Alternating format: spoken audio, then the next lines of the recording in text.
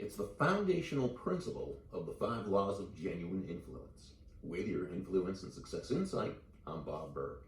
The sages asked, "Who is mighty?"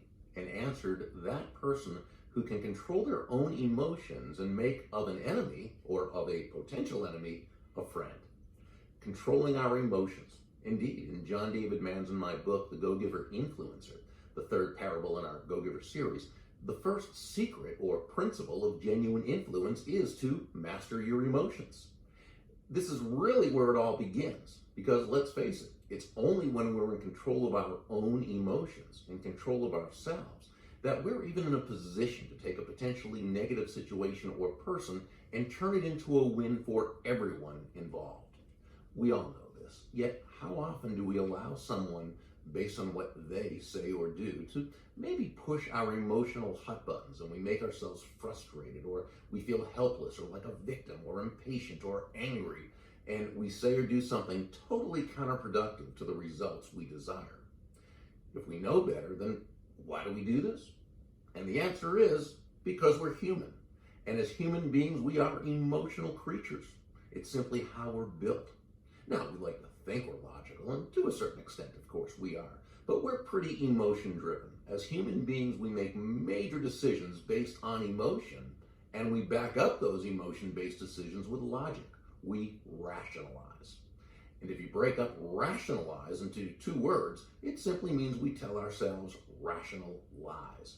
And we do this in order to justify the emotional decision we just made that we know we shouldn't have, or acting in a certain way that we know wasn't right or productive. But rather than blame ourselves, we rationalize. When our emotions control us, we're simply not nearly as effective as we can be. Please understand, I'm not suggesting that you deny your emotions or forego your emotions. First, that wouldn't make logical sense because it's simply contrary to human nature. We can't do it, at least not for very long. But mainly, there's no reason to do that. Emotions are important. They're a wonderful part of life. They bring us joy. They make life worthwhile. So no, don't deny or forego your emotions. Just make sure that you're the master and your emotions are the servant, as opposed to the other way around. Or as the great Dandi Scumaci puts it, by all means, take your emotions along for the ride, but make sure you are driving the car. You're at the wheel. Your emotions are in the passenger seat, safety belt securely fastened.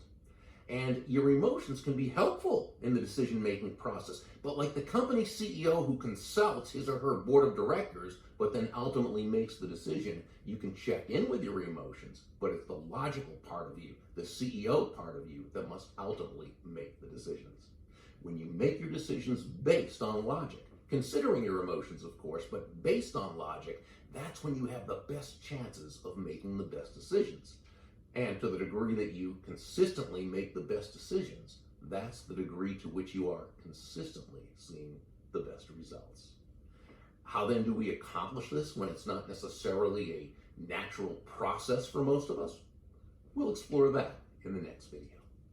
With your Influence and Success Insight, I'm Bob Berg. Make it a great day.